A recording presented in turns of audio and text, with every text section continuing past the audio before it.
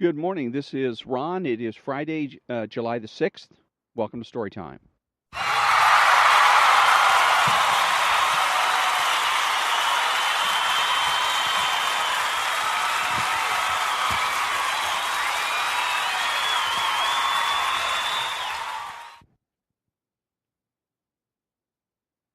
So, thank you very much. This is Ron, your host, the only true conservative in the United States of America, speaking to all the butchers, bakers, and candlestick makers. And right now, it's going to be an article from Popular Mechanics, and it's called Electric Bikes Get Faster. 2 wheels, 3 top speeds, no exhaust. Let's see. So, while electric cars get ever more capable and less expensive, electric bikes are enjoying the same progress in batteries and motors. From 2016 to 2017, U.S. e-bike sales doubled, and even Harley-Davidson is producing an electric motorcycle next year. We tested 3 new examples of bi-wheeled electric transportation. The dirt bike, the HPC Revolution, for $9,999. California-built Revolution conforms to U.S. e-bike rules with 750 watts of power and a 20-mile-per-hour top speed, at least until you hack it. If you're heading off-road, you can reprogram the Revolution software to unlock the hub motor's full potential, which cranks out as much as 6,000 watts. Then you're on your way to a top speed of 50 miles an hour and a riding experience that's really like that of a very quiet, tail-heavy dirt bike. Instead of the hub motor, you can opt for a less powerful mid-drive motor that makes for more nimble handling. No matter how fast you're going, you can still help the cause by pedaling, thanks to a novel gear set called a Schlumpf drive that enables fruitful pedaling even at speed. Click a button with your foot and the planetary crankset goes into super high gear. It's a thrill and frankly a little scary. Other riders might think you're silly for wearing motocross gear on a bike till you pass them at 50. All right. See the BMW C Evolution, the scooter, $13,750. Yes, the C Evolution will hit 80 miles an hour, so you can take it on the highway, but this is really a weapon for the typical scooter mission, short-haul urban scuttling. The C has a healthy 99 miles of range, but its forte is point-to-point blasts around town, where you can really exploit its instant torque and 2.8 second 0 to 30 time. This is a scooter that has traction control and needs it. It's a blast because the same attributes that make electric cars fun to drive, smooth power, low center of gravity, make the C Evolution a surprisingly entertaining ride on a twisty back road. And as a BMW, it's got some trick creature comforts, like a power adjustable windshield that you can lower around town or raise up on the highway to create a cocoon of calm. It even looks cool in a Euro futuristic sort of way. This really feels like the promise of motorcycles, distilled down to the essence of wind, road, and speed. The Fat Bike, Rad Rover Electric. If the Rad Rover had 1 more watt of power, it'd be classified as a moped. As it is, the 750-watt geared hub motor easily sails you up to 20-mile-per-hour speed limit. You just twist the throttle and the Rad Rover goes like a dirt bike. And if you're somewhere that a Kawasaki would be unwelcome, say a beach, then some gentle pedaling helps maintain the illusion that the propulsion is coming from your legs alone. The assistance operates on 5 selectable levels and is automatic. Start pedaling and the motor kicks in and makes it all easy or as hard as you want. Since we wrote it, there's been an update to the 2018 models, which got a more energy-dense battery. But even the older models have plenty of juice for a 20-mile ride. And that was an article on electric bikes from Popular Mechanics, the July-August 2018 issue. And when I come back, it's going to be the Black Book of the American Left, Chapter 3.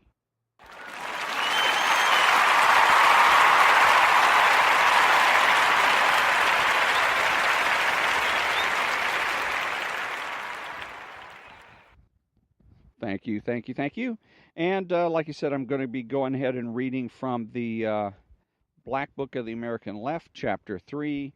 And the Black Book of the American Left is written by David Horowitz. He's a former lefty who in I believe 1974, became a righty. He became a conservative. He got found that found the left wanting in many areas, and so these books are basically explains about him, his change from left to right, and also explains a lot about the inner workings of the left, how they operate, how they think, etc. So this is chapter 3, Reality and Dream. I was born 50 years ago in 1939, just before the Germans invaded Poland. This is my first trip to your country, and it has been inspiring to me to see that although you have been occupied for half a century, you have not been defeated. The members of my family were socialists for more than 100 years, first in Moravia and then the Ukraine, then in New York and Berkeley, first as socialists, then as communists, then as New Left Marxists. My grandparents came to New York to escape persecution as Jews in the Pale of Settlement. My grandfather was a tailor. He lived with other Jews in poverty in the Lower East Side and earned $3 a week. He was so poor that sometimes he had to sleep under a sewing machine in the factory where he worked. Compared to Tsarist Russia from which he had fled, America was a new world. He was still poor, but he had arrived in a land of opportunities provided by its free market economy and political democracy, a land where people could grow rich beyond their wildest dreams. That was my grandfather's reality. Like many others who arrived in America, my grandfather also had a dream. His dream, however, was not a dream of riches. It was a dream he shared with other members of the international left. The dream of a socialist future, a world of planned economy and economic equality, of material abundance and social justice. In 1917, my grandfather thought he saw his dream become reality in Bolshevik Russia. By this time, he had also had a son. Like the children of other immigrant families, his son studied and worked hard to take advantage of the opportunities provided by America's freedom. He became a high school teacher and married a colleague and also had a son. By this time, my father was no longer poor like his father, but middle class. He and my mother could afford culture, travel, an automobile, and a grand piano. In 1949, with their school teachers' salaries, they bought a 6-room house on credit for $18,000. In 1986, when my father died, the house belonged to him as his property. It was worth $200,000. That was my father's reality, riches and freedom beyond his father's wildest dreams. But like his father, my father had his heart set on a dream beyond the freedom and wealth that America had made possible for him. Just as his father had been a socialist, my father was a communist. He supported the social experiment that Lenin and Stalin had begun in Soviet Russia. All his life he dreamed the communist future, and he transmitted that dream to his son. In 1956, events occurred in Moscow and Eastern Europe that almost made me give up the dream I had inherited as a birthright. In 1956, the head of the Soviet Communist Party, Nikita Khrushchev, gave his secret speech on the crimes of Stalin and thus drew aside a veil that had concealed from the faithful the grim reality of the socialist future. Soviet tanks thundered across the border to crush the brave forces of the Hungarian Revolution and to discourage the hopeful beginnings of the Polish October. Instead of being awakened by these events, I joined a new generation that hoped to revive the humanist spirit of the dream itself. I was inspired to join the New Left by a Polish Marxist named Isaac Deutscher, who was my teacher. It was Deutscher who devised the theory out of which we hoped to revive the socialist dream. According to Deutscher, the Stalinist state that had murdered millions and erected an edifice of totalitarianism, lies, was a deformation of the socialist idea the socialists themselves would overcome. The socialist revolution had taken place in the backward environment of Tsarist Russia. Stalinism was a form of primitive socialist accumulation produced by the cultural backwardness of that environment and the political necessities of building an industrial economic base. In 1956, when Khrushchev launched the process of de-Stalinization, Deutscher saw it as a prelude to the humanist future of which we had all dreamed. The socialist economic base, infinitely superior in rationality and productive potential to its capitalist competitor, had already been created. Socialist accumulation had been completed. The socialist superstructure would follow in due course. Socialist abundance would produce socialist democracy. When we heard words like these, new leftists all over the world became new believers in the socialist cause. Stalinism had been terrible, but the terror was over. The socialist economic base had been built in Russia. To complete the dream, all that was required was political democracy in the new left in the 60s. We had a saying, the first socialist revolution will take place in the Soviet Union. Some leftists are still saying it today. For 17 years, I waited in vain for the democratic revolution to come about in Soviet Russia to complete the socialist dream, but it did not come. Oh, there was a spring in Prague, but Soviet tanks again rolled across the border to crush it.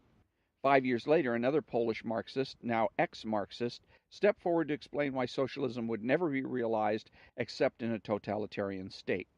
In 1956, Leszek Kolakowski had been a leader of the Polish October. In 1968, Kolakowski had been a defender of the Prague Spring. Now, in 1973, at a conference in England, he summed up 100 years of critiques of socialism that history had repeatedly confirmed. The effort to transform natural inequalities into social equality could only lead to greater, more brutal inequality. The socialist effort to transform individual diversity into social unity could only lead to the totalitarian state. Deutscher had been wrong. There would never be a socialist political democracy erected on a socialist economic base.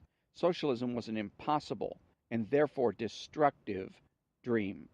But if Kolakowski was right, the future of peoples who lived under socialism was dark indeed. The totalitarian empire could not reform, but it could expand. Aided by dreamers all over the world, the expansion of that empire seemed likely, even inevitable, until now, the era of glasnost. Now, instead of a continuing expansion, we see communism everywhere in retreat. Now its believers are fewer and fewer, and the terrain itself is beginning to shrink. Who among us expected this? A year and a half ago, I participated in an international panel in Paris that discussed the question, is communism reversible? No member of the panel thought it was. This year, if a similar panel was held, the question would be, can communism save itself? Who would be so bold to say that it can? Why were we so wrong? Because of all of us, Kolakowski included, had our roots in the intellectual traditions of the socialist left. Experience had taught us all to be anti-communist, but our critique of socialism was based on political theory and political considerations. We knew that totalitarianism was evil, but we thought that socialism worked. We were wrong. It does not work. While we were wrong, all along had been right.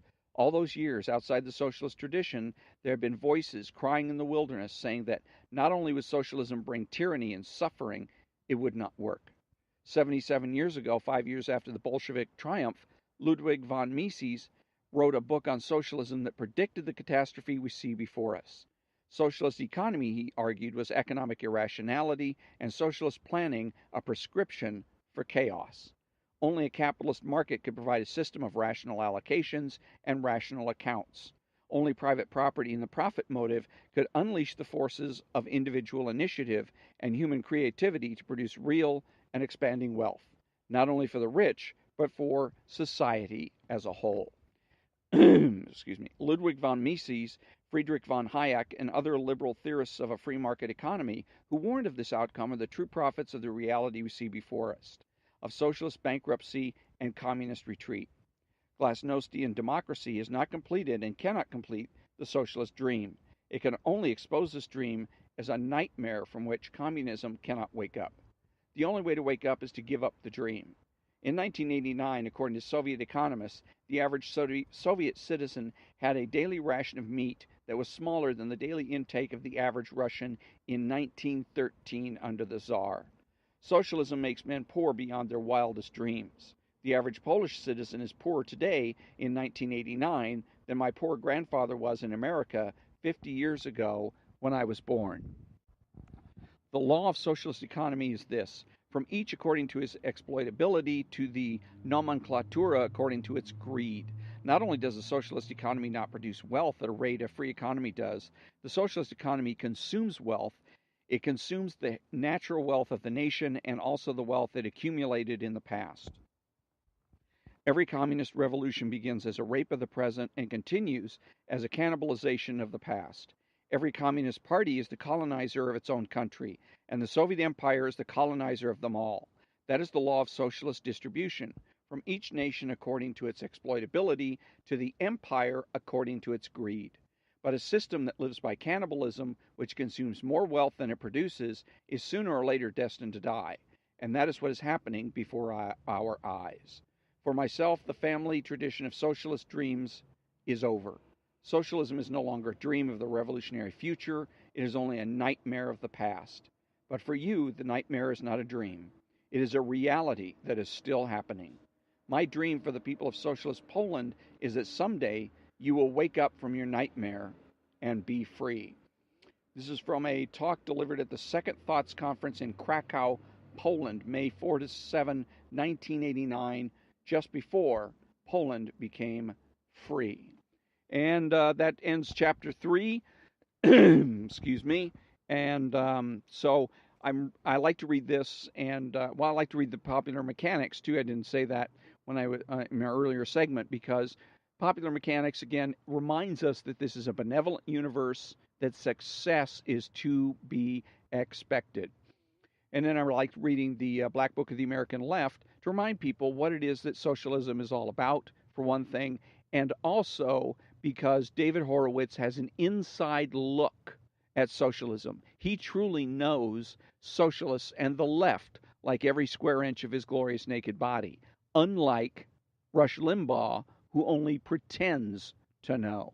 So, and with that, well, we got to say that next time on this book, it's going to be chapter 4 called My Conservatism. But with that, this concludes another episode of Storytime. And until next time, thank you very much for joining me, and have a great day.